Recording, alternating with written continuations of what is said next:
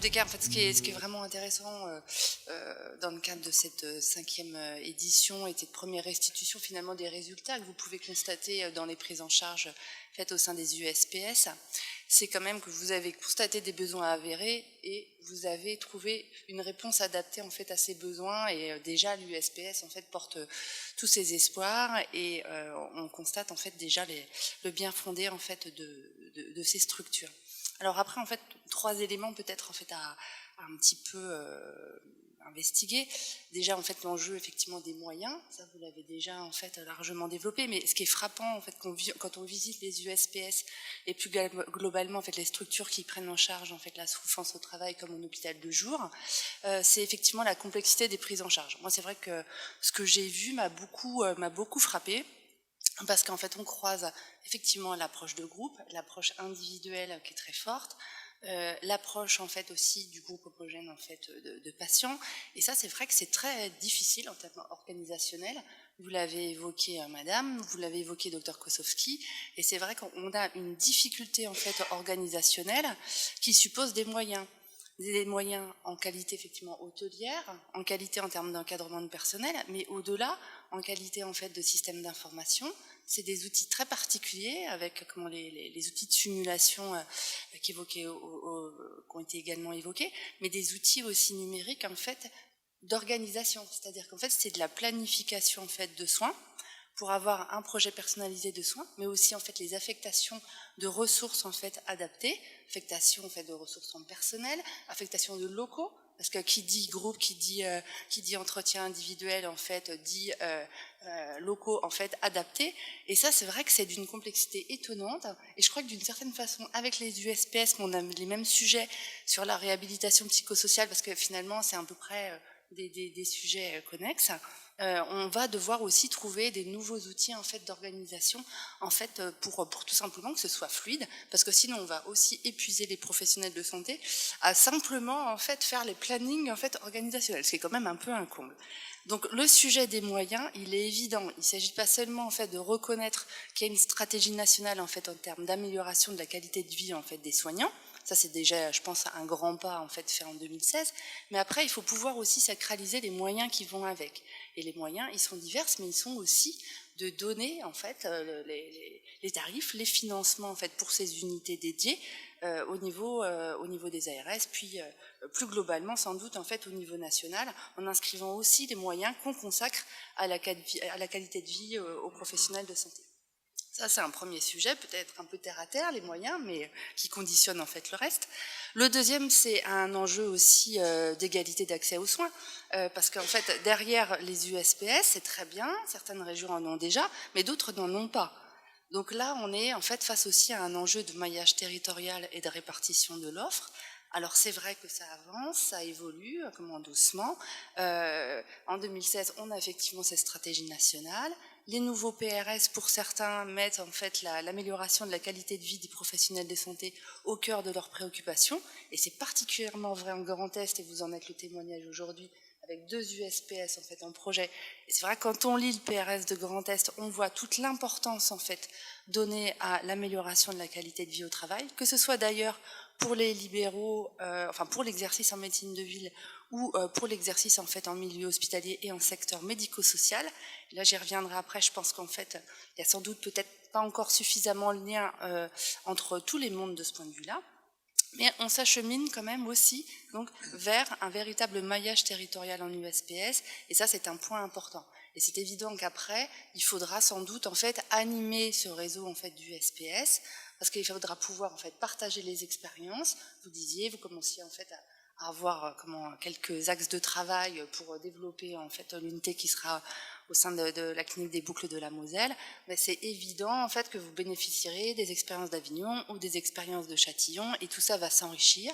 Il y a aussi un sujet évident en fait d'évaluation en fait de ces prises en charge qu'il faudra conduire dans l'avenir, et c'est évident que dans ce cadre-là, un réseau en fait a tout son sens pour pouvoir aussi être accompagné en fait dans des programmes d'évaluation et de recherche, parce que c'est aussi des thèmes en fait à retenir, et de formation, parce que vous l'avez dit également, il n'y a sans doute pas assez d'internes dans ces structures en fait privées aujourd'hui, puisqu'on ne favorise pas forcément toujours les postes d'internes en fait dans ces structures. Donc enjeu de moyens, enjeu en termes de maillage territorial et ensuite enjeu de lisibilité. Parce que moi, ce qui me frappe aussi, c'est finalement, je trouve que dans les commissariats de police, on s'apprête en fait à afficher l'information sur les aides. Je pense pas que dans tous les établissements de santé, dans tous les cabinets de ville, etc., on affiche en fait l'existence des réseaux d'entraide, des plateformes et des USPS. Donc, de ce point de vue-là aussi, moi, je pense quand même que l'offre, elle reste encore un petit peu confidentielle. Je pense que quand on est démuni dans un établissement de santé ou en ville, on ne sait pas vraiment à qui s'adresser. Et ça reste quand même une difficulté, vous l'avez dit. Ça explique aussi pourquoi il y a un retard en fait dans l'accès aux soins. Bon, évidemment, au-delà de la réticence en fait du patient, ça explique quand même le manque de lisibilité. Le retard d'accès aux soins, d'où l'importance en fait du réseau futur en fait de l'animation de cette structure et d'avoir des véritables politiques d'information et de communication renforcées, parce qu'elles existent déjà bien entendu, mais renforcées. Ça c'est un premier point. Agir en fait ensuite en transversal, c'est-à-dire que moi ce qui me frappe un petit peu parfois, c'est que j'ai l'impression qu'on reste en fait dans des mondes cloisonnés, alors qu'en fait on n'arrête pas de parler de transversalité, mais on reste dans des mondes cloisonnés. Les réseaux d'entraide ou les réseaux en fait portés aussi par les URPS que je connais bien, ça s'adresse aux libéraux. Ok, mais en fait, il y a aussi des choses qui se passent et qui concernent en fait le monde public. Alors le monde public aussi et médico-social, sanitaire et médico-social évolue. Les textes ont évolué. Il faut quand même savoir que jusqu'à très récemment, une politique d'amélioration de la qualité de vie des médecins au travail, ça n'existait pas. C'est seulement très récemment en fait qu'un décret a introduit que devait être intégré dans les projets d'établissement en fait cette dimension-là, c'est quand même fondamental. Et je pense que ça, en fait, si on s'achemine sur le champ en fait de l'articulation, de l'information et de la prévention, il faut couvrir en fait tous les champs et avoir aussi en fait une approche un peu plus peut-être globale. Le dernier élément aussi, c'est que en termes de lisibilité, ce qui peut aussi aider, c'est qu'on commence aussi à avoir des déclinaisons un petit peu institutionnelles en fait des objectifs qui étaient inscrits dans la stratégie nationale avec des travaux, parce que l'observatoire existait, mais les travaux ont été quand même relancés, de l'observatoire national en fait sur les problématiques de qualité de vie au travail des professionnels de santé et du secteur médico-social. Et là, il y a un premier colloque en fait fin novembre qui aura lieu.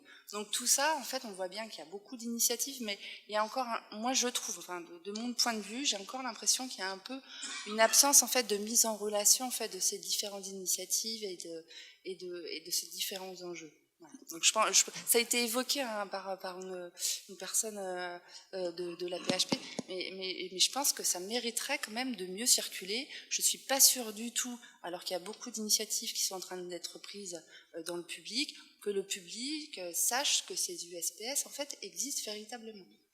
Et ça renvoie à un autre problème, c'est qu'en fait ces structures qui sont quand même des structures de recours en fait dans le système, logiquement, en fait, il va falloir quand même qu'elles soient bien aussi inscrites dans les projets territoriaux de santé mentale, parce que c'est raccroché quand même aussi à des établissements de psychiatrie. Or, les PTSM, c'est un territoire de santé de psychiatrie, donc généralement, le plus souvent, c'est quand même le département. Or, quand même, les structures sont de niveau régional. Donc, il va falloir à la fois réussir à les inscrire en fait dans le PTSM, mais aussi les inscrire en fait au niveau de recours régional. Là, je pense qu'il y a encore un petit peu de chemin à faire. Et le réseau doit aussi s'attacher en fait, à prendre en considération en fait, ces problématiques. Alors, je vais te répondre assez rapidement. On est parti de la confidentialité de l'époque où il fallait surtout ne rien dire. Oui. On est arrivé à SPS qui a dit c'est un vrai bordel, on n'entend rien, on va faire du bruit pour le faire. Effectivement, le bruit n'est pas assez fort pour que tout soit connu. La problématique, c'est que toutes les données viennent du national, sont écrites dans des textes nationaux et déclinées dans chaque région de façon différente parce que chaque région le fait comme elle le désire. Et donc, je vais te redire que c'est la création des réseaux régionaux du risque psychosocial qui vont donner de la luminosité à ce qui sera fait, qui vont afficher les numéros, contraindre ceux qui ne veulent pas à l'afficher dans leur service et créer une politique régionale liée aux acteurs régionaux. Et ça, j'en suis convaincu que c'est cette action-là qui va être faite. Donc, cet après-midi va être présenté ce que nous faisons en Bretagne. Je suis en Bretagne, hein, et Madame Kéric de la Sécurité sociale régionale bretonne travaille sur ce dossier depuis 4-5 ans. Et grâce à elle, elle avait pris de l'avance. On s'est accroché à son wagon. Et en février, on aura créé notre réseau régional du risque psychosocial breton qui aura à charge de faire tout ce que tu dis. Et c'est vraiment cette idée-là de le faire partout, quoi. Mais j'insiste vraiment sur la transversalité parce que si réseau régional il y a, c'est important en fait qu'ils prennent en considération en fait aussi ce qui se passe sur les structures publiques, parce que moi pour le coup je suis un pur produit de la transversalité, ayant navigué en fait du public maintenant au monde libéral.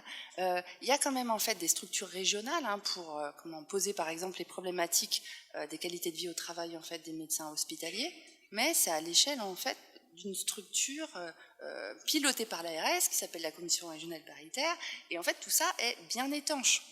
D'accord, mais voilà. Tout à l'heure pour les aidants, j'ai aussi parlé de la CPTS.